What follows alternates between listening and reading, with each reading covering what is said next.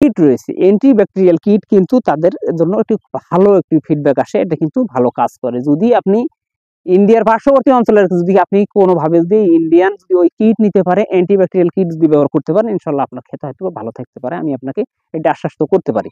কিন্তু আমাদের দেশে অ্যান্টিব্যাকটেরিয়াল কিট আমাদের দেশে এখন অনুমোদন নয়, কোনো কোম্পানি এখন মার্কেটজাত করছে না। তাই আমি এর জন্য আপনাকে জোর দিয়ে বলতে পারবো না। যদি আপনি কোথাও থেকে সংগ্রহ করতে পারেন তার জন্য ভালো কাজ করবে। যদি আসসালামু আলাইকুম প্রিয় দর্শক, শুভেচ্ছা নিবেন বেসিক এগ্রোর আজকের আরেকটি পর্বে।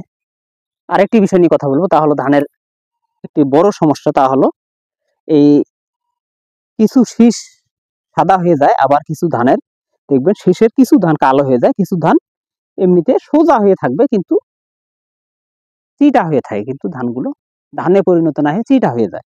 তাই আমি এই বিষয়ে কথা বলবো। এখানে কয়েকটি সমস্যা, তা হলো এখানে যে শীষের দেখবেন যে সবগুলো ধান সাদা হয়ে গেছে, কোনো ধান নেই, তাহলে জানবেন যে অবশ্যই সেটা মাজরা পোকার আক্রমণ রয়েছে। এখানে দেখবেন যে অবশ্যই পোকা রয়েছে। আবার দেখবেন যে কিছু ধান শীষের কিছু অংশ ধান হয়েছে, আবার কিছু ধান কালো হয়ে আছে।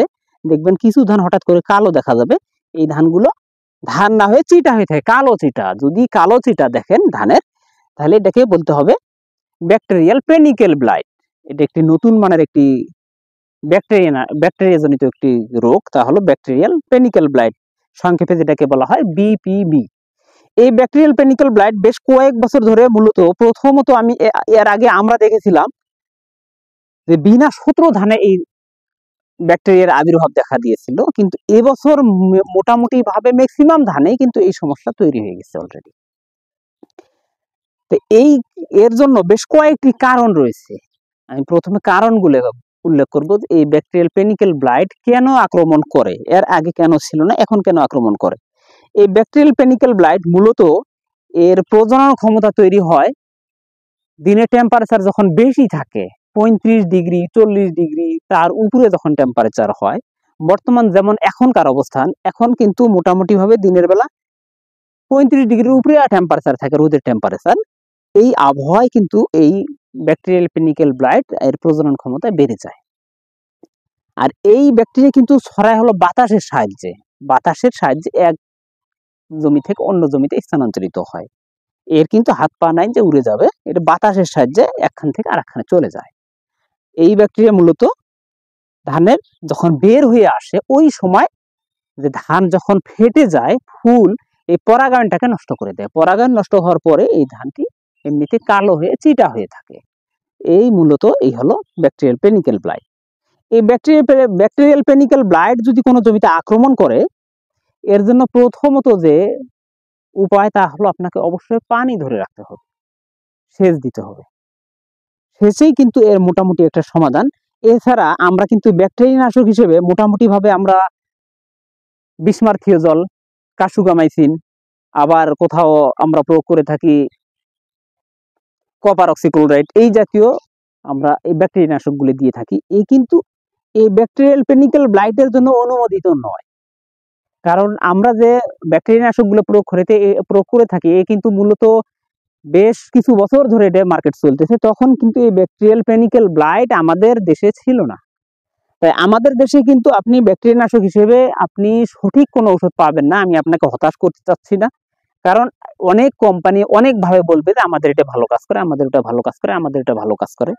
আমি কোনো কোম্পানির শত্রু নই, আপনারও শত্রু নই। কারণ যদি কোনো ঔষধ আপনার উপকারে আসে, তাহলে অবশ্যই আমি সেটার কথা বলবো।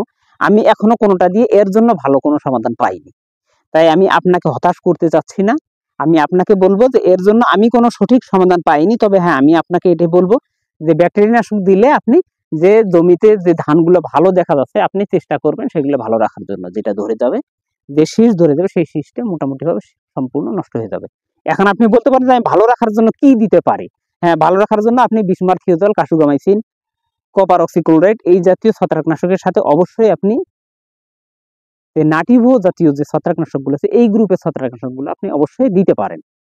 আর এর জন্য আপনি যদি ইন্ডিয়ান ভাইদের উদ্দেশ্য বলতেছি, ইন্ডিয়ান ভাইদের জন্য ইন্ডিয়ায় কিন্তু একটা অ্যান্টিব্যাকটেরিয়াল কিট রয়েছে। অ্যান্টিব্যাকটেরিয়াল কিট কিন্তু তাদের জন্য একটি ভালো একটি ফিডব্যাক আসে, এটা কিন্তু ভালো কাজ করে। যদি আপনি ইন্ডিয়ার পার্শ্ববর্তী অঞ্চলের যদি আপনি কোনোভাবে যদি ইন্ডিয়ান যদি ওই কিট নিতে পারে, অ্যান্টিব্যাকটেরিয়াল কিট যদি ব্যবহার করতে পারেন, ইনশাল্লাহ আপনার ক্ষেত হয়তো ভালো থাকতে পারে, আমি আপনাকে এটা আশ্বাস করতে পারি।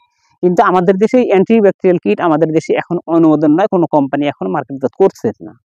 তাই আমি এর জন্য আপনাকে জোর দিয়ে বলতে পারবো না। যদি আপনি কোথাও থেকে সংগ্রহ করতে পারেন তার জন্য ভালো কাজ করবে। যদি ইন্ডিয়ান কোনো ভাই যদি আমার ভিডিওটি দেখে থাকেন, তাহলে আমি আপনাকে এটা সাজেস্ট করবো আপনার দেশের জন্য, যে আপনার দেশে যে অ্যান্টিব্যাকটেরিয়াল কিট রয়েছে সেখানে 2টি ওষুধ একসাথে একটা বাইন্ডিং করা আছে, এই 2টি ওষুধ আপনি একসাথে প্রয়োগ করলে কিন্তু আপনার জন্য খুব ভালো ফিডব্যাক আসবে। প্রিয় দর্শক, আজ আমি এখানেই কথা শেষ করতেছি। যদি আমার কথায় যদি কোনো ভুল ভ্রান্তি হয়ে থাকে তাহলে অবশ্যই কমেন্টে জানাবেন যে আমি এই কথাটা ভুল বলছি। যদি যদি আপনি এই ব্যাকটেরিয়াল পেনিকেল ব্লাইটের জন্য যদি আপনি কোনো সঠিক কোনো ঔষধ আপনার মগজ যদি থেকে থাকে, আপনি যদি প্রয়োগ করে ভালো ফিডব্যাক পেয়ে থাকেন, ইনশাল্লাহ আমি এর পরবর্তী ভিডিওতে অবশ্যই আপনার জন্য সেই কথাগুলো বলে দেব, যাতে অন্য কারো উপকার হয়।